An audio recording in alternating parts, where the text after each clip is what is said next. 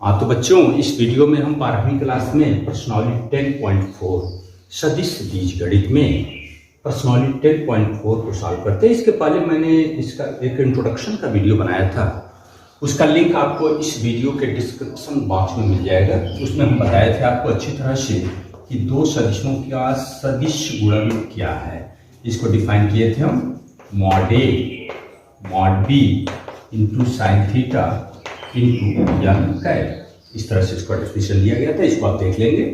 और इसमें हम मॉड ए क्रॉस बी को भी ऐसे लिखे थे कि mod A into mod B into sine theta. और ए क्रॉस बी को कैसे ज्ञात करते हैं, वहां हम एक आपको डिटर्मिनेंट बनाकर उसका मेथड बताए थे, जिसमें आप ए क्रॉस बी को ज्ञात किए थे। तो आइए हम एक्सरसाइज को सॉल्व करते हैं। Question number 1। तो यहाँ दो सदिश ए और बी दिए गए हैं, आपको मॉड ए क्रॉस बी में ज्ञात करना है। तो बच्चों, सबसे पहले हम ए क्रॉस बी को ज्ञात करते हैं डिटर्मिनेंट बनाकर। इसको बताया गया था आपको, इसका आई जे और के ऐसे लिखते हैं। और वेक्टर ए के कंपोनेंट्स, इसके घटक 1 -7 और 7 यहाँ लिखेंगे। बी के कंपोनेंट 3 -2 और 2 को यहाँ लिखेंगे। और इस साड़ी का मान ज्ञात कर लेते हैं। आई आप जानते हैं, स्तंभ और पद को हटाते हैं, 2 शक्ति यहाँ -14 और इसका गुणा करके आपको घटाना होता है। 2 शक्ति 14, ये भी -14 तो +14 होगा। फिर यहाँ माइनस लिखते हैं जे, फिर इसका गुणा इसमें करते हैं 2 और 3 शक्ति ये 21 हो गए। फिर प्लस के, इसका गुणा करते हैं तो -2 और माइनस करके घटाना होगा 3 शक्ति 31 तो +21। ये तो 0 हो गया, आप 0 आई भी लिख सकते हैं। ये -19, ये माइनस है, +19 जे और +19 के। ये हो गया 19 जे +19 के। मगर आपको क्या बताना, मॉड ए क्रॉस बी। तो इसमें मॉड ए क्रॉस बी को आप क्या कर सकते हैं, अंडर रूट क्या लिखते हैं, इनके कंपोनेंट जो घटक हैं उनके वर्गों का योग 19 का स्क्वायर प्लस 19 का स्क्वायर। इसको आप 19 करड़ी में 2 भी लिख सकते हैं। तो ऐसे क्वेश्चन नंबर 1 आप अच्छी तरह से समझ सकते हैं। दो सदिशों का सदिश गुणन कैसे करते हैं, सिंपल क्वेश्चन है। वीडियो रोकिए और नोट कीजिए इसे। ठीक ऐसे ही क्वेश्चन नंबर 2 में देखिए क्या दिया गया है, दो सदिश ए और बी दिए गए हैं। तो आपसे कुछ किताब में देख लें क्वेश्चन में क्या पूछ रहा है। ए प्लस बी और ए माइनस बी की लंब दिशा में इकाई सदिश ज्ञात करना है। ओके, प्रश्न ये है ए प्लस बी तथा ए माइनस बी की दोनों की दिशाओं में लंब दिशा में इकाई सदिश। बच्चों देखिए, इस बात को, यह बात इसी डिफिनीशन में छिपा हुआ है। यहाँ यन कैप क्या मानते हैं, यन कैप ए और बी की दिशाओं के लंब दिशा में इकाई सदिश है। और इसके पहले वेक्टर में हम बता चुके हैं, कोई वेक्टर ए हो, इसके दिशा में इकाई सदिश अगर एक कैप लिखना हो, उस वेक्टर में उसके मापांक से भाग देना तो मिल सकता है। ओके, अगर यहाँ ए प्लस बी और ए माइनस बी हम इससे ज्ञात कर लेते हैं, ध्यान दीजिएगा, ए प्लस बी आप ज्ञात कर लो और ए माइनस बी भी ज्ञात कर लो, और उसका क्रॉस प्रोडक्ट करेंगे तो जो A plus B cross A minus B आएगा, उसकी दिशा ए प्लस बी और ए माइनस बी दोनों के दिशाओं के लंब दिशा में होगा। और उसके मापांक से अगर भाग देते हैं तो ए प्लस बी और ए माइनस बी की लंब दिशा में इकाई सदिश मिल जाएगा। तो बच्चों, इसमें क्या करना होगा हमें, सबसे पहले ए प्लस बी को ज्ञात करते हैं। तो ए प्लस बी सिंपल सी बात है, इसको हम डायरेक्ट ही जोड़ दे रहे हैं, आप जोड़ना सीख चुके हैं। 3i + i 4i, 2j + 2j 4j और 2k कैंसिल हो गया। और वेक्टर ए माइनस बी अगर ज्ञात करना है, ए minus B 3i - i 2i, 2j - 2j 0 हो गया और ये हो गया 4k। तो अभी हम क्या करते हैं, A plus B cross A minus B को ज्ञात कर रहे हैं। इसका मतलब क्या है, A plus B A cross B. जैसे आप डिटर्मिनेंट बनाते हैं वैसे बना लो, आई जे के। तो ए प्लस बी के घटक यहाँ 4 के नहीं है तो 0 लिखते हैं। ए माइनस बी के घटक क्या है, 2, 0 और 4। तो इसका मान ज्ञात कर लेते हैं। आई क्या है, आई 4 चौको 16 -0 माइनस जे लिखते हैं, -j 4 चौको 16 -2 शून्य 0 ये होगा, प्लस के इधर से देखिए 0 -8, तो यहां से क्या मिल गया 16i - 16j - 8k। अब ये ध्यान दीजिएगा a plus B cross a minus b, ये जो वेक्टर मिला ये है क्या, ये जो वेक्टर है a प्लस बी और a माइनस बी के लंब दिशा में वेक्टर है। अगर हम इसके मापांक इसको सपोज दैट मान लेते हैं, माना वेक्टर p या कोई भी नाम लिख सकते हैं p, इसके दिशा में इकाई सदिश चाहिए तो आपको मॉड p याद कर लो, अंडर 16 का स्क्वायर प्लस ये माइनस है, वर्क करेंगे 16 ही होगा, ये 8 का स्क्वायर मतलब माइनस करके लिखना है लेकिन वो प्लस हो जाएगा। 16 का वर्ग 256, 16 का वर्ग 256 और 8 का हो गया 64, तो आप जोड़ के देख लो 6 6 12 4 16 86 ले, 5 5 10 6 16 17 7 88 ले, 2 4 5 576, तो इसका वर्गमूल क्या होगा ±24। अतः आप लिख सकते हैं, अतः p कैप लिखना हो तो ये जो वेक्टर p आया इसी में इसे भाग देना है, मीन्स ±1/24 लिख के ऐसे और लिख लेते हैं 16i यहाँ ध्यान -16j और -8k।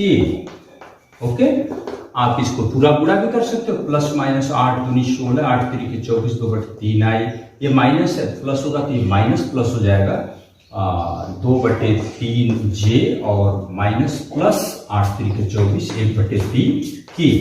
इस तरह से a प्लस बी और a माइनस बी के लंबवत दिशा में इकाई सदिश प्राप्त हुआ। बच्चों इसको नोट कर लें। अब आइए इसी क्रम में क्वेश्चन नंबर 3 को देखते हैं। क्वेश्चन नंबर 3 हर क्वेश्चन आप बुक में पढ़ लेंगे क्या दिया हुआ है। यहाँ पर ऐसे दिया है कि वेक्टर a i के साथ π/3 का कोण, j के साथ π/4 और k के साथ थीटा एंगल बना रहा है। तो आपको यहाँ थीटा का मान बताना है और a के घटक भी बताने हैं। जैसे a को आप लिखते हैं a1i a2j a3k, तो उसके घटक a1 a2 a3 को भी बताना है। बच्चों यहाँ i मीन्स क्या, i x अक्ष की दिशा में इकाई सदिश है, j क्या है y अक्ष की दिशा में इकाई सदिश है और k z अक्ष की दिशा में। इसको ऐसे भी मान सकते हैं हम कि वेक्टर a x अक्ष के साथ π/3 का कोण बना रहा है, y अक्ष के साथ π/4 और z अक्ष के साथ थीटा कोण बना रहा है। कोई भी सदिश अक्षों के साथ जो कोण बनाता है उन कोणों के कास को क्या बोलते हैं, कोसाइन। और आप पढ़ चुके हैं कि किसी भी सदिश के दिक्भुजाओं के वर्गों का योगफल क्या होता है 1। तो यहां लिख सकते हैं कि हम जानते हैं कि किसी सदिश के दिक्भुजाओं के वर्गों का योग 1 होता है 1। तो दिक्भुजाएं क्या है, कास अल्फा कास बीटा कास गामा, तो यही अल्फा है, ये बीटा है और ये गामा है। इसका मतलब cos square π/3 cos square π/4 plus cos square theta equal क्या होगा 1। तो ये cos स्क्वायर cos π/3 का मान क्या होता है, cos 60 डिग्री का मान 1/2, इसको लिख सकते हैं 1/2 का वर्ग, फिर प्लस cos π/4 का मान क्या होता है 1/√2 1/√2 का square plus cos square theta equal 1, इसका स्क्वायर हो गया 1/4, ये 1/2 plus cos square theta equal 1, इसको जोड़ सकते हैं और एलसीएम ले लो, 1 प्लस 2 दूनी 4, 2 दूनी 2 plus cos square theta equal 1, तो यहाँ से क्या आ गया cos square theta equal 1 minus ये 3/4 हो गया 3/4, तो मीन्स ये हो गया आपका cos स्क्वायर थीटा इक्वल 1/4। तो फिर cos theta equal 1/2 means theta equal cos कितने अंश का मान 1/2 60 अंश, तो π/3, तो थीटा की वैल्यू हो गया π/3। और एक आंसर तो आपका ये मिल गया और इसी की सहायता से आप घटक भी निकाल सकते हैं। अतः वेक्टर ए के घटक क्या होंगे? घटक को आप ऐसे सीधे भी लिख सकते हैं, उनके दिक कोसाइन अर्थात दिक कोसाइन के अनुपात को ही घटक बोलते हैं। तो cos π/3 cos सेकंड वाला लेंगे π/4 और ये आ गया cos π/3। तो cos π/3 मीन्स 1/2 1/√2 एंड 1/2। ये इसके कंपोनेंट्स भी होंगे, वेक्टर ए के कंपोनेंट और एंगल दोनों मिल गया, इसको नोट कीजिए। Question number 4, a minus B cross a plus b बराबर इतना सिद्ध करना है। आप एलएचएस लेके आरएचएस को सिद्ध कर सकते हैं। इससे a minus B cross a plus B, तो जैसे इसमें गुणा करते हैं देखो a cross a plus a cross b minus b cross a minus b cross b। आपको पता है कि a क्रॉस a 0 होगा, क्योंकि दो समान सदिशों का गुणनफल क्रॉस प्रोडक्ट हम पढ़ चुके हैं। इसके पिछले वीडियो में बताए थे आपको a क्रॉस a 0 होगा, ये मान 0 होगा। a क्रॉस b और सदिश गुणन क्रम विनिमय नियम का पालन नहीं करता है। अगर आप इसको a क्रॉस b लिखते हो तो इसको प्लस कर दो, a क्रॉस b और ये मान भी ऑलरेडी 0 होगा। तो फिर ये दोनों जोड़ते हैं तो 2 टाइम्स a क्रॉस b ऐसे सिद्ध हो गया। क्वेश्चन नंबर 4 इसको नोट कीजिए। क्वेश्चन नंबर 5 में दो वेक्टर दिए गए हैं जिनका क्रॉस प्रोडक्ट 0 दिया हुआ है, तो आपको लैम्डा और म्यू का मान बताना है। तो बच्चों सीधे चलिए हम इसका क्रॉस प्रोडक्ट ज्ञात करते हैं सारणिक विधि से। i j की और इसके गुणांक 2 6 27, यहाँ पर 1 लैम्डा म्यू इक्वल वेक्टर 0। तो जैसे इसका गुणा करते हैं, आप गुणा करो i, इसको हटाते हैं 6 म्यू माइनस 27 लैम्डा, यहाँ लिखते हो माइनस j, इसका गुणा 2 म्यू माइनस 27, फिर प्लस यहाँ लिखोगे k 2 लैम्डा माइनस 6। वैसे इधर लिखना है, इसको आप लिख सकते हैं 0i 0j प्लस 0k, क्योंकि ये जीरो वेक्टर के सभी घटक शून्य होंगे। तो यहां से बच्चों सीधे हम दोनों पक्षों की तुलना करने पर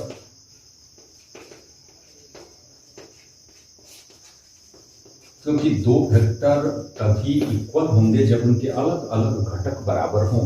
i के गुणांक, j के गुणांक, k के गुणांक दोनों साइड बराबर होने चाहिए। इसका मतलब 6 म्यू माइनस 27 लैम्डा इक्वल 0 होना चाहिए।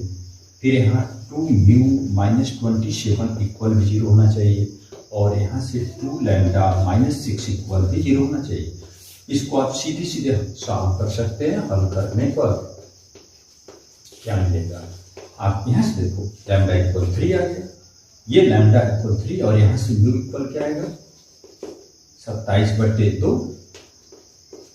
आप ये लैम्डा और म्यू का मान इसमें पुट करके आप खुद संतुष्ट भी हो सकते हैं। जैसे 3 यहाँ ये म्यू क्या होगा, आप मान रख के चेकअप कर लें 0 आना है, तो इससे पुष्टि होगा कि लैम्डा बराबर 3 और म्यू इक्वल 27/2। ऐसे नोट कीजिए।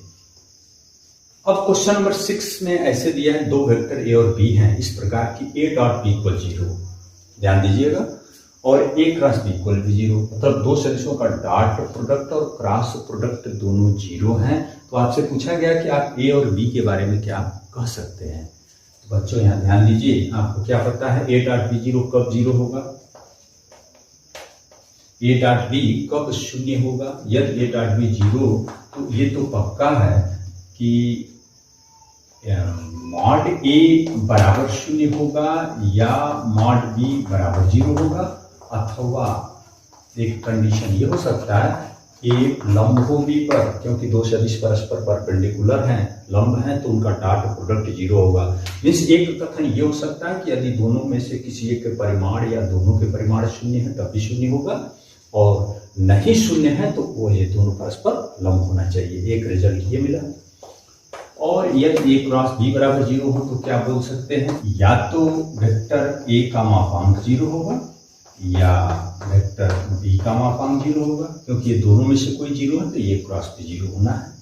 अथवा ये भी हो सकता है कि वेक्टर ए और बी दोनों पैरेलल हो।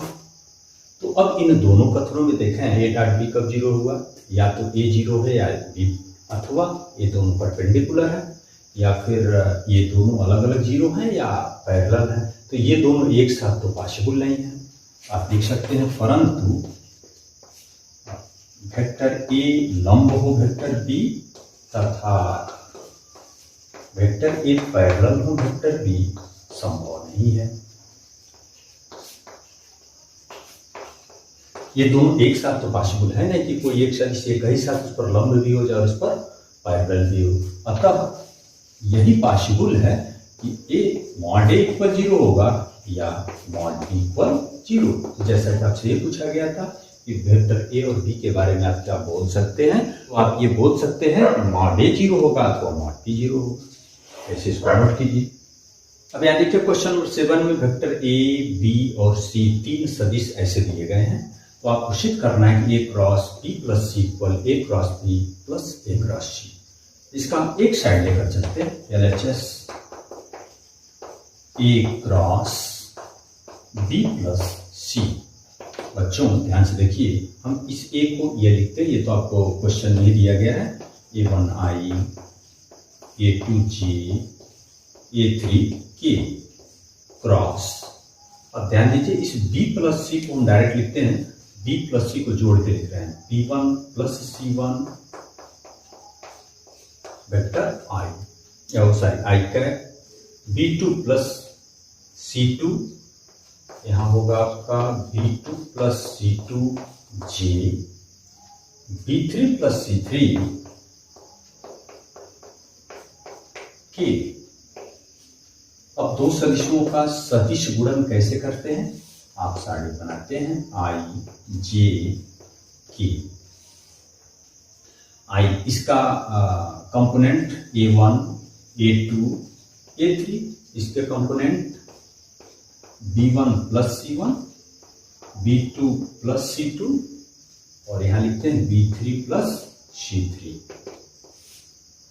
सारणी के गुणधर्म पढ़े हैं कि कोई एक पंक्ति अगर दो अवयवों का योग है तो उसको आप दो सारणिकों में तोड़ सकते हैं, I J K A1 A2 A3, ये क्या B1 B2 B3, फिर प्लस इसको फिर तोड़ते हैं ऐसे I J K और यहां से A1 A2 A3,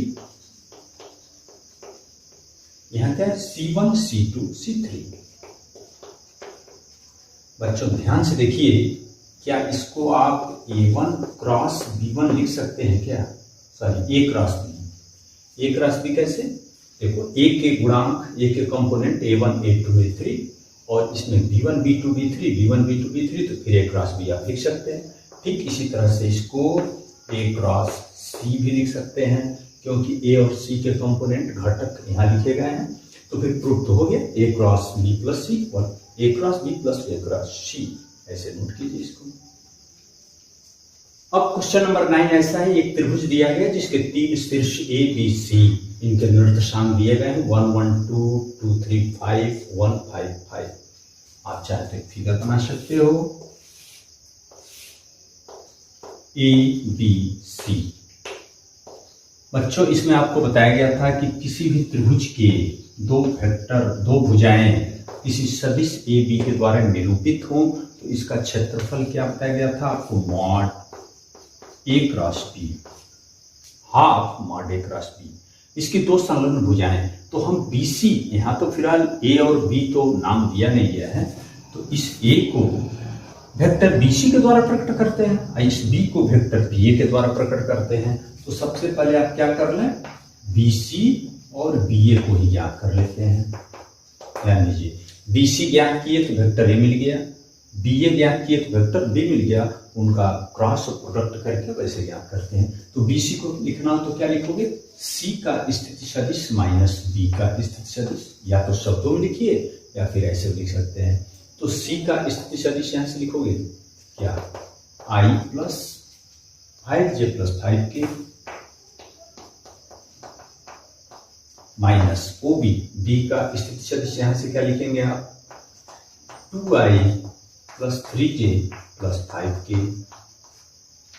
इसको मिला लीजिए, i minus 2i minus i, 5j minus 3j 2j, 5k minus 5k 0। ऐसे इसको लिखना है तो OA माइनस OB लिखेंगे, BA, तो OA क्या है, I plus J plus 2k minus OB 2i 3j 5k, इसको मिला सकते हैं, i minus 2i minus i, j minus 3j minus 2j, 2k minus 3k minus 5k minus 3k। बच्चों इसमें ध्यान दीजिए, अगर हम ABC यहाँ मानते ABC तो ये AB होता है, ये AC होता है, तो आप कोई बात नहीं, आप किसी भी तरह से आप स्वतंत्र हैं, कहीं भी ABC मान सकते हैं। ये जो दो भुजाएं हम BC और BA निकाल रहे हैं, आप चाहें तो AB और AC निकाल सकते हैं, आप चाहें तो CB और CA निकाल सकते हैं, उनका क्रॉस प्रोडक्ट ऐसे ही कर सकते हो। तो यहाँ हम क्या करते हैं, BC क्रॉस BA को क्या कर रहे हैं, I J K, BC यहाँ से -1 2 0, यहाँ से क्या है -1 -2 -3, तो इसका मान ज्ञात कर लेते हैं। I इसका पूरा 3 दूनी 6 -6 -0, या लिखते हैं -j 3 कम 3 -0 यहाँ हो गया, प्लस k 2, तो +2 हो गया, और ये माइनस करना है तो -2 तो करेंगे लेकिन +2 फिर होगा, ये मान हो गया -6i -3j प्लस 4k, इसका मापांक निकाल लो, मॉड BC क्रॉस BA, इसका मापांक क्या होगा, √ ये 36 प्लस 9 प्लस 16, जोड़ लेते हैं, 9 6 15 6 21 को 1 हासिल 2 3 3 6, अतः त्रिभुज ABC का क्षेत्रफल हाफ तो BC क्रॉस BA, तो हाफ √61 वर्ग इकाई, ऐसे आप नोट कर सकते हैं। अब क्वेश्चन नंबर 10 में ऐसे दिया है, उस समांतर चतुर्भुज का क्षेत्रफल ज्ञात करना है जिसकी संलग्न भुजाएं दी गई हैं।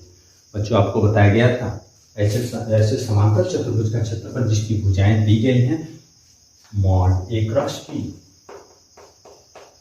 सीधे सीधे मॉड A क्रॉस B, तो इसका सबसे पहले क्रॉस प्रोडक्ट कर लो, A क्रॉस B कैसे निकालते हैं, I J K 1 -1 3 2 -7 1, तो इसका मान क्या होगा, I, इसका गुणा करके ध्यान से देखिए, -1 ये 7 × 21 प्लस 21 क्योंकि माइनस है, -j 1 -6 प्लस यहाँ लिखते हैं k, तो 7 -7 ये क्या होगा, +2, -7 ये -2 होगा तो +2 होगा, तो ये हो गया 20i, ये क्या हो गया, +5j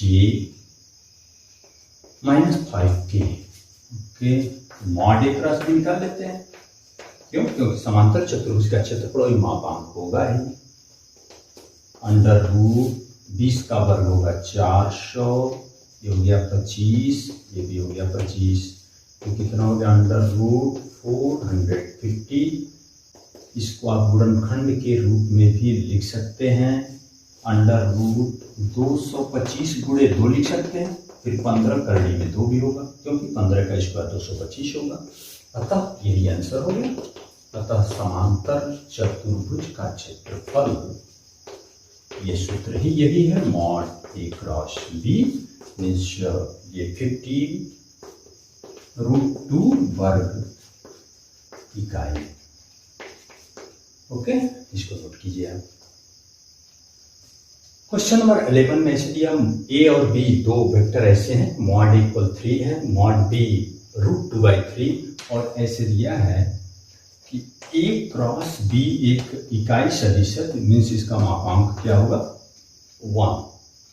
तो इसमें से आप क्या लिख सकते हो, इनके बीच का कोण पूछा है, ध्यान दीजिए, प्रश्न फिर सुन लो। मॉड ए बराबर 3, मॉड बी बराबर √2/3 और ए क्रॉस बी एक इकाई सदिश है, मात्रक सदिश है, तो उसका मापांक क्या होगा 1। तो इनके बीच का कोण बताना है, तो फार्मूला क्या आपका साइन थीटा इक्वल, यहाँ से फार्मूला लिख चुके हो एक बार, mod A cross B upon mod A to mod B.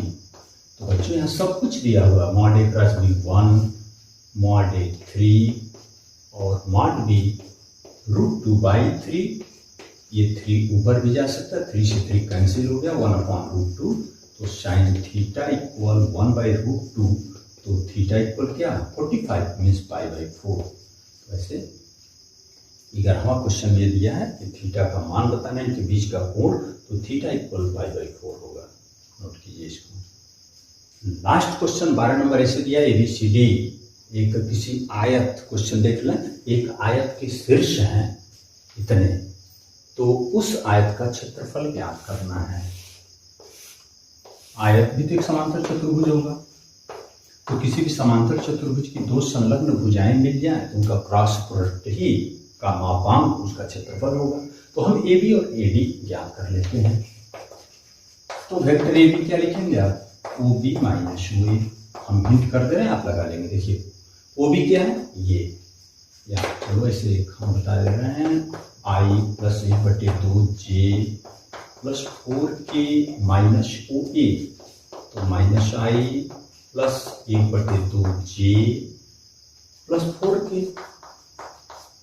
तो क्या होगा, I माइनस I हो गया 2I, ये प्लस होगा, हाफ J कैंसिल, ये माइनस है, सब कैंसिल हो गया, तो AB केवल इतना हो गया। फिर AD निकालना, AD लिखना है तो फिर आप लिख सकते हो OD माइनस OA।